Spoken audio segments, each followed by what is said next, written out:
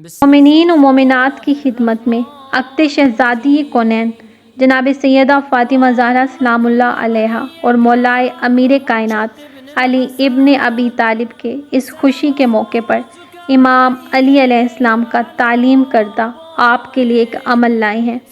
یہ کیسے ہو سکتا ہے کہ عمل امام علی علیہ السلام کا تعلیم کردہ ہو اور وہ کامیاب اور مجرب نہ ہو؟ ایسا سوچنا بھی کفر ہے۔ یہ عمل خاص کر ان بچیوں کے لیے جن کے رشتوں میں رکاوٹ ہے، ان والدین کے لیے جو اپنے بچے اور بچیوں کے رشتوں کے لیے پریشان ہیں۔ عمل بہت ہی مختصر لیکن بہت پاورفل۔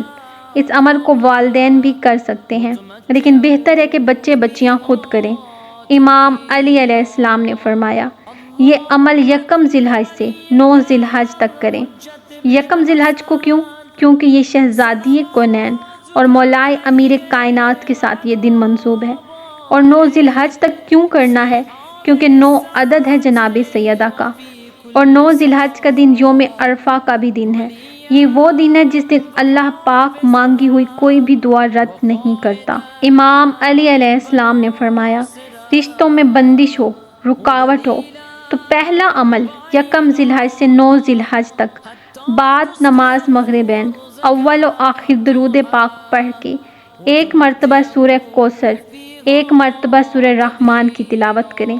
دوسرا عمل صبح اٹھنے کے بعد جو چیز آپ کھائیں اول و آخر درود پاک پڑھ کے 9 مرتبہ سورہ کوثر کی تلاوت کریں، کھانے پہ دم کر کے کھا لیں، اور یاد رکھیں 9 ذی الحج یوم عرفہ کا دن، اس دن 2 رکعت نماز پڑھیں فجر کی نماز کی طرح۔ تشہد اور سلام کے بعد تسبیح بی بی فاطمہ زہرا ضرور پڑھیں، سر سجدے میں رکھ کے۔ لڑکی ہو تو اپنے لیے دعا کرے، اے پروردگارہ، جناب سیدہ اور امیر کائنات کی بہترین جوڑی کا واسطہ مجھے غلام علی عطا کر۔ لڑکا ہو تو دعا کرے، اے پروردگارہ، مجھے کنیز زہرا عطا کر۔